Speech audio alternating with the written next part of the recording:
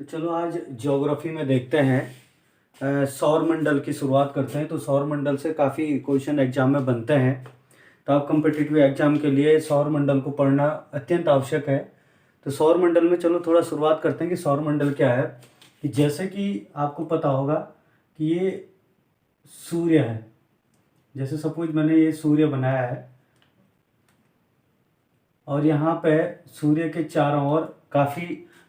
चारों ओर हमारे 8 ग्रह परिक्रमा करते हैं और उन 8 ग्रहों के चारों ओर कुछ उपग्रह परिक्रमा करते हैं, तो उसे सौर मंडल कहते हैं। जैसे आपका सबसे पहले जैसे ये ग्रह है ना, बुध ग्रह है। बुध के बाद शुक्र के बाद पृथ्वी के बाद मंगल के बाद बृहस्पति,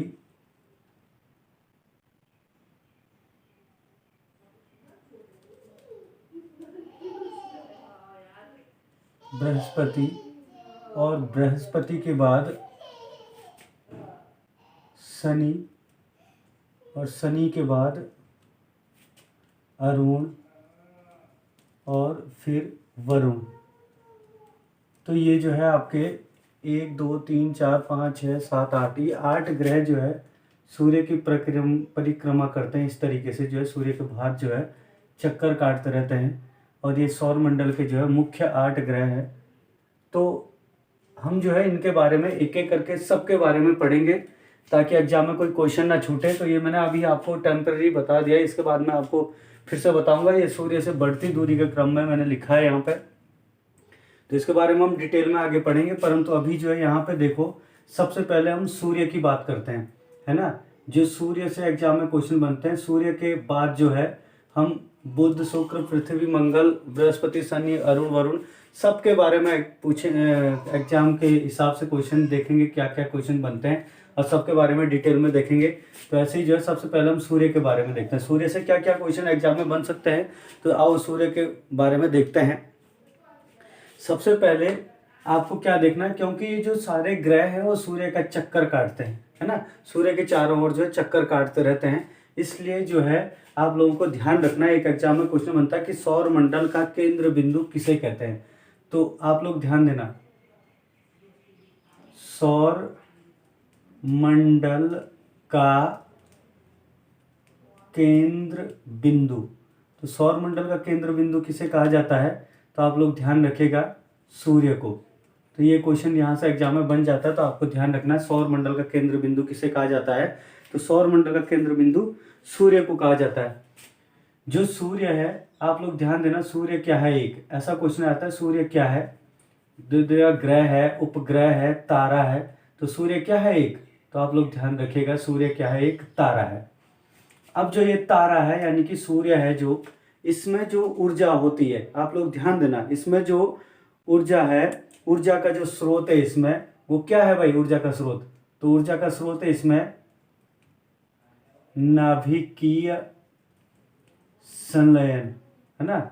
नाभिकीय संलयन जो है इसमें ऊर्जा का स्रोत है ना। जो ऊर्जा का जो स्रोत है वो क्या है भाई, नाभिकीय संलयन। अब आप लोगों को ध्यान रखना है कि ये क्वेश्चन भी एग्जाम में बनता है कि सूर्य में ऊर्जा का स्रोत क्या है, तो नाभिकीय संलयन है। इसमें भी आपके पास ध्यान रखना कि इसमें जो गैसें होती है, मुख्य गैसें, वो कौन सी होती है। तो ये गैसें भी पूछ लेता है ना सूर्य में। तो सूर्य में जो गैसें हैं वो एक तो है हाइड्रोजन। आप लोग ध्यान देना, एग्जाम में क्वेश्चन आ सकता है कि सूर्य में हाइड्रोजन गैस की मात्रा कितने प्रतिशत है। तो आप लोग ध्यान देना 71% जो है सूर्य में हाइड्रोजन गैस की मात्रा है। और एक इसमें क्या है, हीलियम। अब जो हीलियम है, हीलियम की जो है इसमें क्या होता है कि वैसे हाइड्रोजन ही क्या है, हीलियम का निर्माण करती है, परंतु सूर्य में जो हीलियम की जो मात्रा बताई जाती है वो कितने 26.5% है। और जो अन्य गैसें हैं इनके अलावा वो 2.5% है। तो आप लोग ध्यान रखिएगा। तो इस तरीके से इसमें जो है एग्जाम में क्वेश्चन बन सकता है कि हीलियम और हाइड्रोजन के अलावा सूर्य में कितने प्रतिशत अन्य गैसें हैं, तो 2.5%। या हीलियम के कितना प्रतिशत गैसें हैं, हीलियम कितना प्रतिशत है सूर्य में, और हाइड्रोजन का कितना प्रतिशत है सूर्य में, तो 71%। तो ऐसे करके एग्जाम में क्वेश्चन बन जाते हैं यहाँ पे, तो आप लोगों को इस चीज़ का ध्यान रखना है ना। अब आप लोगों को थोड़ा इसके बारे, सूर्य के बारे में और इम्पोर्टेंट चीज़ें मैं बताने जा रहा हूँ। आप लोग ध्यान देना यहाँ पे कि जो सूर्य है, अगर आप सूर्य को देखोगे इस तरीके से, जैसे ये सूर्य बना हुआ है, तो सूर्य की जो ये बाहर की जो ये किरणें निकलती है, इसको कहते हैं प्रकाश मंडल, है ना। क्या कहते हैं इसको? प्रकाश मंडल।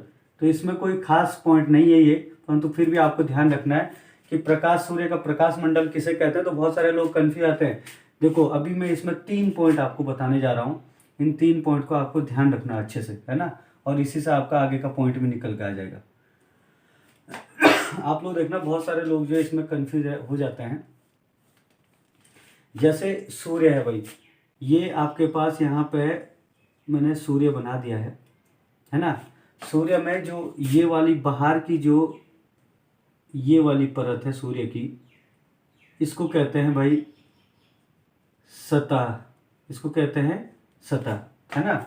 सूर्य का जो सेंटर है यहाँ पे, इसको कहते हैं केंद्र बिंदु, है ना। और सूर्य पे जो है कभी कभी जो है कुछ कुछ धब्बे भी होते हैं, जैसे चंद्रमा पे हैं, ऐसे सूर्य पे भी कुछ कुछ धब्बे पाए जाते हैं। और जो ये धब्बे पाए जाते हैं, इनके लिए भी कभी कभी जो है एक इसके ऊपर भी क्वेश्चन बनता है। बहुत ही महत्वपूर्ण चीज़ है भाई ये। जो सूर्य पर धब्बे पाए जाते हैं, इन्हें किस नाम से जाना जाता है? तो सौर धब्बा, या फिर इसको कहते हैं सौर कलंक।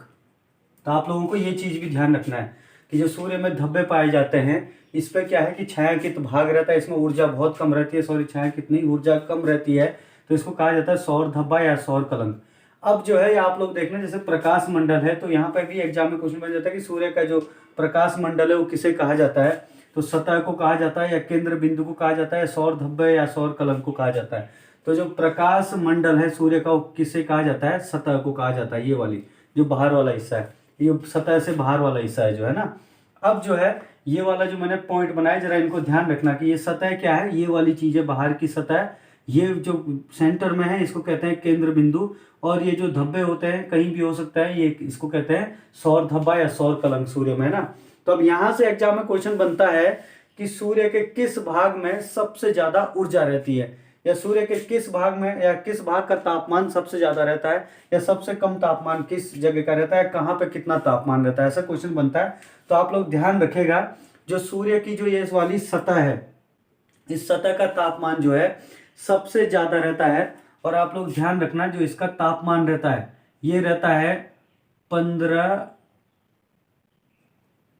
Million degree Celsius. तो आप लोग ध्यान रखिएगा कि जो सूर्य के सतह है इसका तापमान कितना होता है, कई बार एग्जाम में क्वेश्चन आया है। तो सूर्य के सतह का तापमान होता है 15 मिलियन डिग्री सेल्सियस। और ऐसे जो है इसके बाद जो केंद्र बिंदु है सूर्य का, इसका तापमान इससे थोड़ा कम रहता है, थोड़ा क्या बहुत ज्यादा कम रहता है इसके हिसाब से, परंतु इसके बाद ये और फिर सबसे कम जो है सौर धब्बे का। और जो केंद्र बिंदु है इसका तापमान होता है 6000 डिग्री सेल्सियस। तो केंद्र बिंदु का तापमान यानी कि सतह का तापमान कितना, तो सूर्य के सतह का तापमान कितना होता है, कई बार क्वेश्चन आ जाता है। तो 15 मिलियन डिग्री सेल्सियस। और सूर्य का जो केंद्र है उसका तापमान कितना होता है, कई बार क्वेश्चन आता है, तो 6000 डिग्री सेल्सियस। और जो सौर धब्बा होता है, यानी कि सूर्य में जो धब्बे होते हैं उनका तापमान कितना होता है, तो इनका तापमान होता है 1500 डिग्री सेल्सियस। तो 1500 डिग्री सेल्सियस सौर धब्बे का तापमान होता है। तो आप लोग इसको ध्यान रखिएगा, कई बार कभी भी एग्जाम में क्वेश्चन आता है कि सूर्य में तापमान होता है, सबसे कम तापमान सूर्य के किस हिस्से में होता है। तो आप लोग ध्यान रखना, जो धब्बे होते हैं या सौर धब्बे या सौर कलंक पर, या फिर सूर्य में सबसे ज्यादा जो तापमान होता है सूर्य में किस स्थान पर होता है, तो सूर्य की सतह पर सबसे ज्यादा। और कितना तापमान होता है ये भी आपको ध्यान रखना है। अब इसी से जुड़ी एक घटना बता रहा हूं मैं, बहुत ही महत्वपूर्ण है, शायद आपको कहीं भी ना मिले। तो इससे जुड़ी घटना को जरा ध्यान से देखना आप लोग। देखो जैसे ये सूर्य है भाई, है ना, सपोज ये क्या है, ये यहाँ पे मैंने सूर्य बनाया है। अब जो ये सूर्य है इसके बाहर जो है सारे ग्रह ये चक्कर काट रहे हैं, है ना।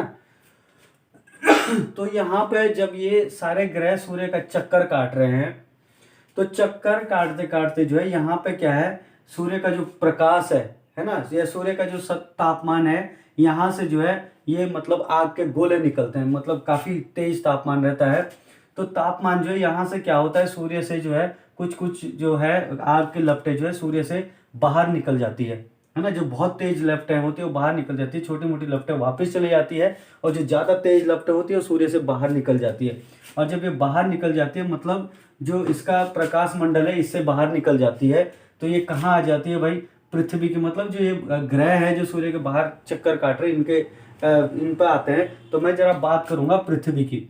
तो जैसे आपकी ये पृथ्वी है यहाँ पे, है ना, तो पृथ्वी का इसको क्या कहते हैं, जो पृथ्वी के चारों तरफ का जो ये क्षेत्र है इसको कहते हैं हम वायुमंडल, है ना, इसको क्या कहते हैं, वायुमंडल। तो जब ये आग के गोले यहां से निकलते हैं तो कुछ गोले तो सीधे ऐसे करके निकलते हैं आग के गोले, और कुछ गोले जो यहाँ से वापस आ जाते हैं, और कुछ सीधे क्या है पृथ्वी की तरफ यानी कि ग्रहों की तरफ आ जाते हैं। जब ये गोले ग्रह की तरफ आ जाते हैं तो ये गोले जो है क्या होता है, ये आग के गोले होते हैं, बहुत भयानक होता है, और अगर ये पृथ्वी पर आ जाए तो पृथ्वी पर बहुत नुकसान हो सकता है और पृथ्वी नष्ट भी हो सकती है ना। तो ये जो आग के गोले होते हैं, आप लोगों ने सुना होगा एक नाम, अगर मैं आपको बताऊं, सौर ज्वाला, इसको कहते हैं सौर ज्वाला। ये जो आग के गोले होते हैं इन्हें क्या कहते हैं, इन्हें कहते हैं सौर ज्वाला। तो जब ये पृथ्वी की ये सौर ज्वाला जो है पृथ्वी की ओर आती है तो पृथ्वी का वायुमंडल है ना, जो ये पृथ्वी का वायुमंडल है, इस पृथ्वी के वायुमंडल को आप लोग ध्यान देना, पृथ्वी का रक्षा कवच भी कहा जाता है। एक एग्जाम में क्वेश्चन आता है कि पृथ्वी, है ना, पृथ्वी का रक्षा कवच, पृथ्वी का रक्षा कवच किसे कहा जाता है, तो आप लोग ध्यान देना, वायुमंडल, है ना, वायुमंडल को पृथ्वी का रक्षा कवच कहा जाता है। और ये वायुमंडल में जब ये आग के गोले आते हैं तो हम कभी कभी जैसे पृथ्वी से देखते हैं, कभी आग का गोला जैसा हमारे तरफ आता है तो पृथ्वी से दिखाई तो देता है, परंतु ये पृथ्वी पर सीधे सीधे नहीं गिरता, और ये वायुमंडल जो है इसको जो है इधर उधर फेंकने की कोशिश करता है, पृथ्वी के जो है ध्रुवों पर गिरने की कोशिश करता है। ये क्या करता है, पृथ्वी के बजाय जो है पृथ्वी के सेंटर में गिरने के बजाय पृथ्वी के ध्रुवों में। आप लोगों को पता होगा ये पृथ्वी का क्या है, ये उत्तरी ध्रुव है ना, ये ऊपर वाला जो हिस्सा है पृथ्वी का इसको क्या कहते हैं, उत्तरी ध्रुव कहते हैं भाई, है ना। और जो नीचे वाला हिस्सा है इसको क्या कहते हैं, इसको कहते हैं दक्षिणी ध्रुव। तो ये जो आग के गोले हैं ये पृथ्वी के दोनों ध्रुवों पर गिरते हैं, मतलब उत्तरी ध्रुव पर और दक्षिणी ध्रुव पर गिरते हैं ना। और जब ये आग के गोले ध्रुवों पर गिरते हैं तो आप लोग ध्यान रखना भाई, इन्हें कहते हैं अरोरा। क्या कहते हैं इनको, अरोरा, यहां भी और यहां भी। परंतु इस अरोरा के साथ साथ जो है अगर आपके पास एग्जाम में क्वेश्चन आए कि जो सौर ज्वाला जब पृथ्वी पर उत्तरी और दक्षिणी ध्रुवों पर गिरती है तो उसे किस नाम से जाना जाता है, तो आप लोग ध्यान देना, उसे किस नाम से जाना जाता है, अरोरा के नाम से जाना जाता है। परंतु अगर ये क्वेश्चन और भी ज्यादा डीप आ जाए तो आपके पास क्वेश्चन ये आ सकता है कि पृथ्वी के दक्षिणी ध्रुव पर जो सौर ज्वाला गिरती है या सूर्य की जो अग्नि से जो निकलने वाले गोले, आग के गोले गिरते हैं, उसे किस नाम से जाना जाता है, तो दक्षिणी ध्रुव पर इसे कहा जाता है अरोरा ऑस्ट्रेलियोलिस, अरोरा। और अरोरा के पीछे आपको क्या ध्यान लगाना है, अरोरा के पीछे लगाना है आपने अरोरा ऑस्ट्रेलियोलिस, अरोरा ऑस्ट्रेलियोलिस। तो आपने ये जो उत्तरी दक्षिणी ध्रुव पर जो आग के गोले गिरते हैं उसके कहते हैं अरोरा ऑस्ट्रेलियोलिस। आप ऐसे भी इसको ध्यान रखना क्योंकि जो पृथ्वी के दक्षिणी भाग में ऑस्ट्रेलिया महाद्वीप है, तो आप ऐसे भी ध्यान रखते हो कि दक्षिण में ऑस्ट्रेलिया महाद्वीप है, तो दक्षिण में जो आग का ये सौर ज्वाला जो गिरती है इसको क्या कहते हैं, अरोरा ऑस्ट्रेलियोलिस इसे कहते हैं। और जो उत्तरी ध्रुव में गिरते हैं उसको कहते हैं बोरियोलिस, है ना, यानी कि अरोरा, इसको कहते हैं अरोरा बोरियोलिस, अरोरा बोरियोलिस, यानी कि दक्षिणी ध्रुव में जो आग के गोले गिरते हैं उसे कहते हैं ना, ये क्या है, ये दक्षिणी ध्रुव है भाई, है ना, दक्षिणी ध्रुव, है ना। दक्षिणी ध्रुव में जो आग के गोले गिरते हैं इसको कहते हैं अरोरा ऑस्ट्रेयोलिस, और जो उत्तरी ध्रुव में जो आग के गोले गिरते हैं यानी कि सौर ज्वाला गिरती है उसको कहते हैं उत्तरी ध्रुव, अरोरा बोरियोलिस। अब आप लोग एक चीज और ध्यान रखना, एक क्वेश्चन आया था भाई उत्तराखंड के पीसीएस के पेपर में आया था, है ना, यूके पीएससी के पेपर में, उत्तराखंड पीसीएस के पेपर में क्वेश्चन आया था कि सौर जो एक नाम मैं आपको बताऊं भस्लर, है ना, कहीं पे भिस्लर भी होगा लिखा हुआ, है ना, ऐसे भिस्लर। तो ये भिस्लर जो है किससे उत्पन्न होता है, एक क्वेश्चन आया था एग्जाम में यूके पीएससी के पेपर में कि भिस्लर किससे पैदा होता है। तो लोग यही नहीं समझ पाए कि ये क्वेश्चन किस सब्जेक्ट का है ना। अच्छे धुरंधर इसमें मार खा गए। तो जिन्होंने बहुत ही ज़्यादा डीप पढ़ा होगा वही इसका आंसर दे सकते थे कि भिस्लर जो है किससे पैदा होता है।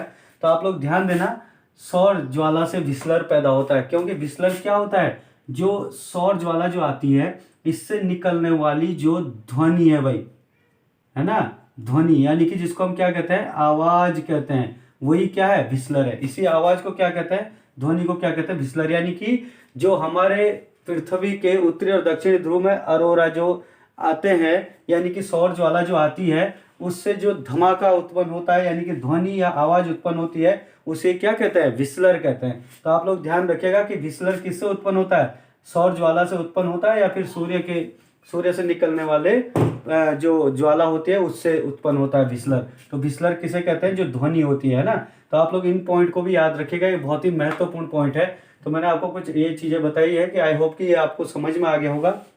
और इसके बाद जो है मैं आपको अगला पॉइंट जो पढ़ाऊंगा इसी में, क्योंकि सूर्य का ही पार्ट होगा ये, कि सूर्य में जो ग्रहण लगते हैं, सूर्य ग्रहण चंद्र ग्रहण, उसमें भी नॉर्मल रूप से तो सभी को पता होता है कि सूर्य या चंद्र ग्रहण कैसे लगते हैं और क्या होता है, परंतु उसके अंदर भी काफ़ी चीज़ें ऐसी है कि जो हम पढ़ते नहीं, जैसे आपने आज पढ़ी होगी। तो उसे हम जो है अगले टॉपिक में देखते हैं। तो आज के लिए इतना ही।